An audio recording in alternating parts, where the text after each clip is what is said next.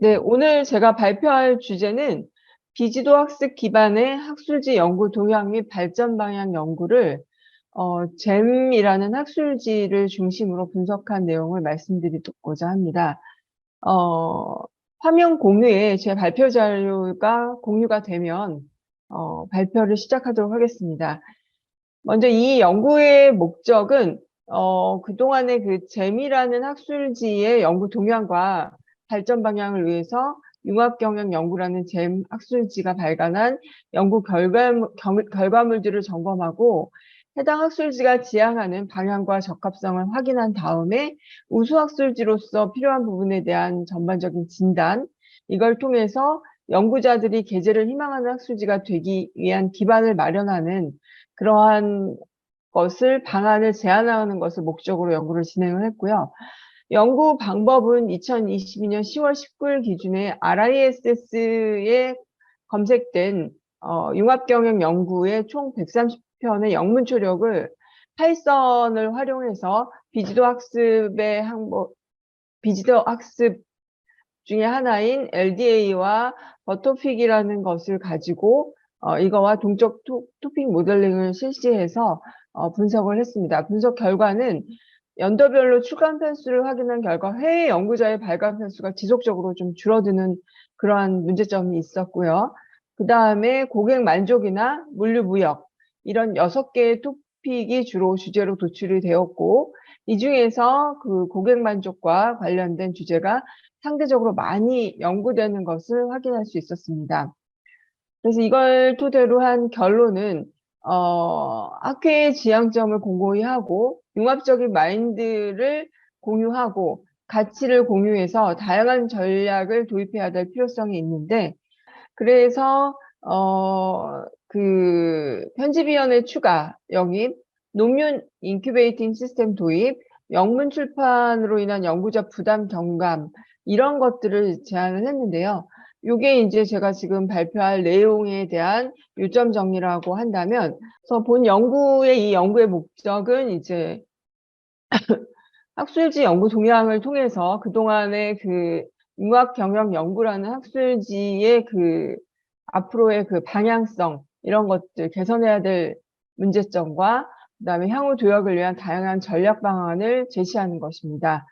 그래서 그 연구 결과를 통해서 중장기적인 차원에서 다양한 함의를 도출할 수 있었는데, 우수 학술지로 발전하기 위해서 국제융합경영학회 내 운영 방안과 코디사 그룹과의 협업 이런 방안들을 도출하고자 합니다. 이론적 배경으로서는 이제 국내 학술지 평가가 어떻게 이루어지고 있나라는 걸 보면 1, 2, 3단계를 거쳐서 평가가 되고 있는데, 자격 검토, 체계 평가, 학문 분야 특수평가, 종합평가로 이루어지고 있고, 학술지 평가에서의 신청 항목은 발행의 규칙성 및 정시성, 그다음에 논문당 심사위원 수, 연구윤리, 논문 투고의 다양성, 기본체계 구축 이런 것들이 될 수가 있고, 내용평가는 학술적 가치와 성과, 편집위원회의 전문성, 논문집의 구성과 체계의 완전성 및 가독성, 그 다음에 논문 초록의 질적 수준, 윤리 강화 이런 6개의 항목을 평가를 하고 있습니다. 본 연구 분석 결과를 보면은 데이터는 일단 먼저 2022년 10월 18일자 리스에서 융합경영으로 142편이 되었는데, 웰빙융합 연구 12편이 돼서 12편 요거는 제거하고 130편을 분석을 활용했습니다. 그래서 분석 결과 2013년에 한 편인데 해외 투고자였고요. 14년에는 8편인데 해외가 3개, 국내가 8개, 전체적인 편수는 점차적으로 늘어나고 있는데 22년 10월 시점이기 때문에 12편이고요. 22년 그 12월호에 6편을 했기 때문에 총 10월호와 11월호 합치면은 6편, 5편에서 11편이 합쳐지니까 22년에는 23편이 총 수록이 되었고요. 해외 학술지를 보면 14년부터 15, 16년에 증가하다가 그 다음 17년부터 이제 지속적으로 감소하는, 20년에는 한 편도 없는 이제 재미라는 학술지는 앞으로 이제 국제학술지로 성장하고자 노력하고 있는 학술지인데 해외 투어가 없다라는 것이 지금 가장 큰 문제점으로 제기가 되고 있습니다.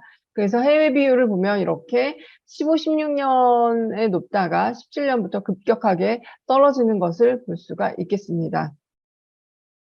그 다음에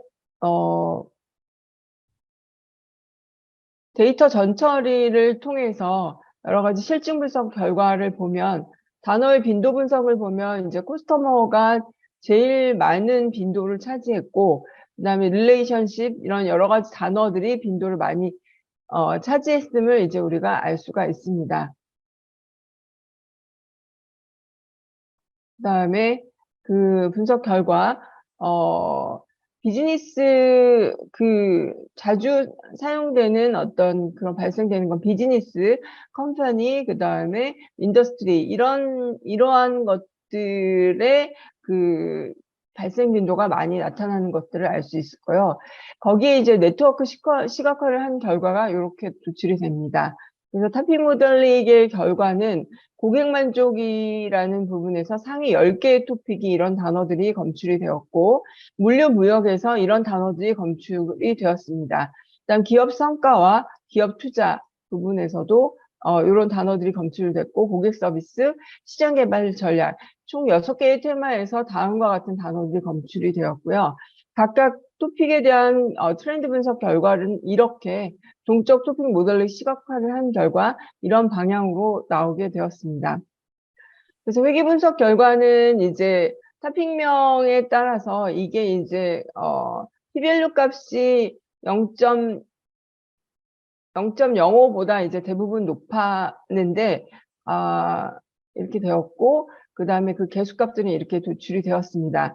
그래서 결론을 말씀드리면 결국은 이제 이러한 그 모델링 그 파이썬 분석을 통해서 앞으로 융합경영 연구라는 그 학술지가 어떻게 잘 도출이 되어야 할 것인가라는 부분들을 이제 우리가 하는 것이 목적인데 첫 번째는 연도별 출간 편수를 확인한 결과 KCA 등재지로 승급된 후에 논문 발행 편수가 오히려 감소했다라는 문제점이 제기가 되고 있고 그러니까 그래서 이제 중간에는 KCA 등재지에서 등재 후보지로 갔다가 이제 올해 다시 등재지를 받았는데 등재지 강등된 후 21년에 오히려 발간 편수가 늘어난 것을 알 수 있었는데 이것에 대한 명확한 원인은 이제 여러 가지가 있겠지만 일단 편집위원들의 노력, 그 다음에 이제 조금 편집 여러 가지 이제 등재지를 다시 승급을 받기 위한 여러 가지 노력들의 결과가 아닌가라는 것들이 생각이 들고요.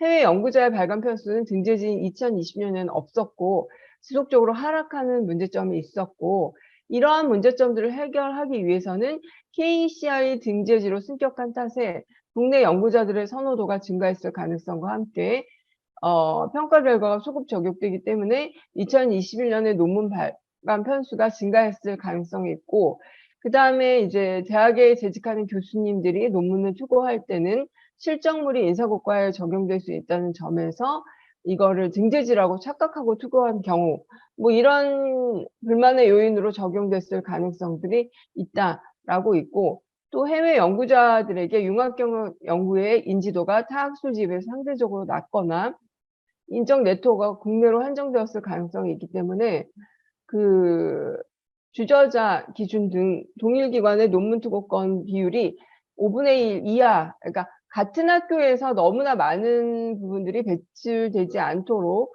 되는 것이 필요하다라고 볼 수 있겠습니다.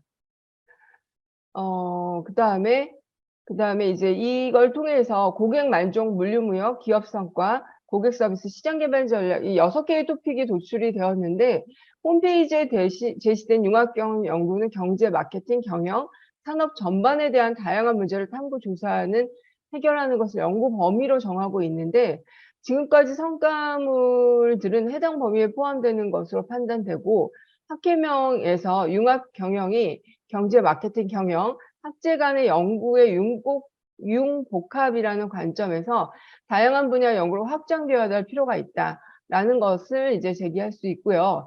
경영과 경제학뿐만 아니라 인문사회, 스포츠, 디자인, IT 이런 융합 마인드의 공유, 가치 공유, 이런 것들에 대한 전략적 접근이 학술지에 적용되어야 될 필요성을 제시할 수가 있겠습니다.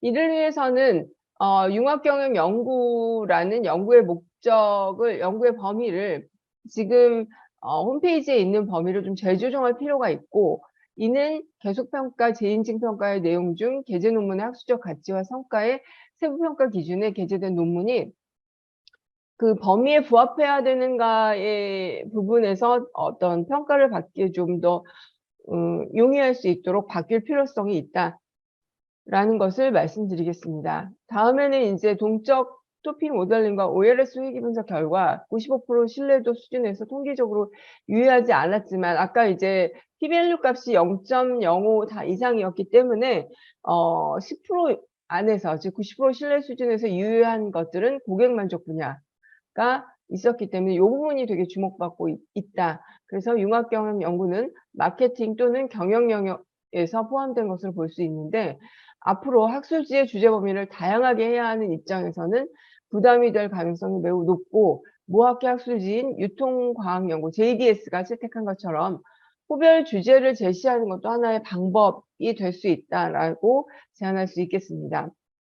앞으로 지금까지의 연구 결과를 토대로 해서 융합경영 연구의 발전 방안을 제시하면 다음과 같습니다. 첫 번째, 학술지 평가의 가이드라인에 대한 체계적이고 적극적인 대응이 필요하기 때문에 어떤 부분이 부족해서 등재 후보지로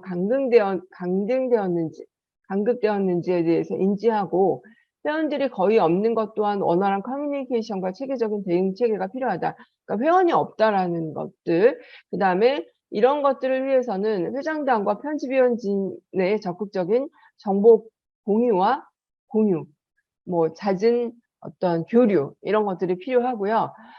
그리고 이제 학회 운영과 학술지 출간이 되게 이원화된 관리 체계로 운영된다는 것이 일반적인데, 학술지 평가에 대한 가이드라인이 명확하게 제시되어 있기 때문에 학회 운영진과 출간 후에 편집위원, 많은 회원들에 대한 가이드라인, 그러니까 실질적인 학회로서의 여러 가지 그것들을 좀 갖출 수 있는 회원 확보라던가, 그다음 편집진 간의, 운영진 간의 교류, 이런 것들을 통해서 양질의 논문 투고로 이어질 수 있도록 노력을 해야 될 것이다라는 것이죠.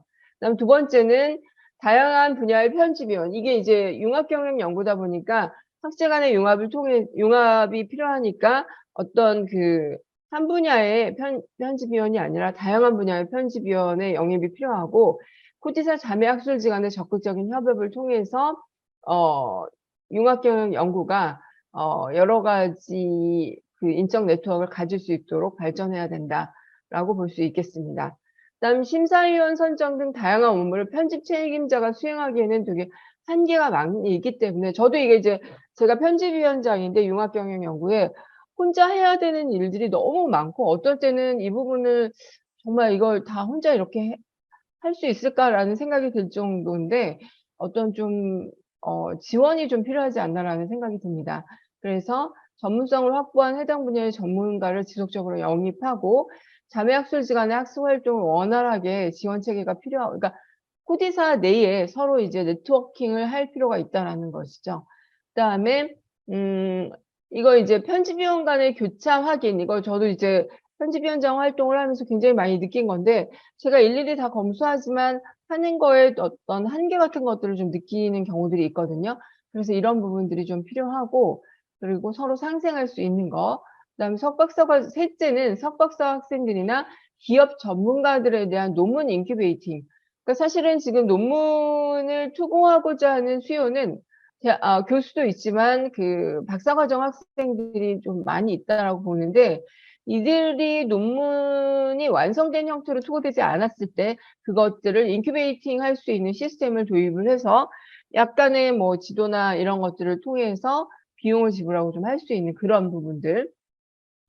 그다음 탈락률에 대한 부분들도 되게 중요한 문제인데, 이 탈락률을 어떻게 조절하고 이 부분들을 좀 더 많은 논문을 확보해야 일정 정도의 탈락률을 유지할 수가 있는데, 그 부분이 아직까지 좀 되게 많은 한계로 자리 잡고 있다는 것이 문제가 되고 있고요.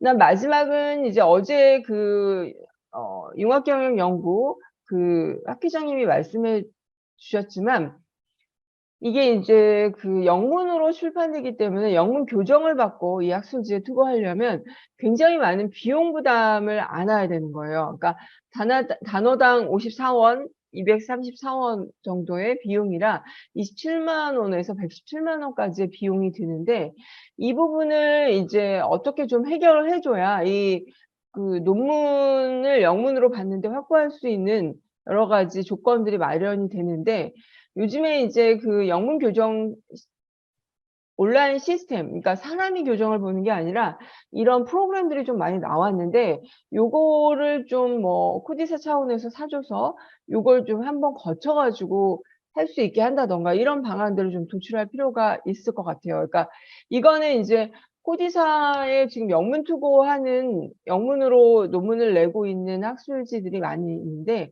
공동으로 이런 영문 교정 프로그램을 하나 구입을 하는 방안을 좀 모색을 해보면 그렇게 비용 측면에서 많이 들어가지 않을 거라고 생각하고, 더 많은 사람들이, 그러니까 저희도 제 주변에서 이제 이쪽의 학술지의 논문을 급한 사람들이 이제 문의가 오면 좀 내라고 하면, 영문이기 때문에 제가 한 5명한테 권하면 거의 4명이 포기를 하는 것들을 좀 되게 많이 봤거든요. 그래서 이런 부분들이 좀 필요할 거라고 생각이 듭니다. 그래서 앞으로 학술지 발간에 대한 정성적인 분석도 향후 연구의 과제로 남기도록 하겠습니다. 이상으로 발표를 마치겠습니다. 감사합니다.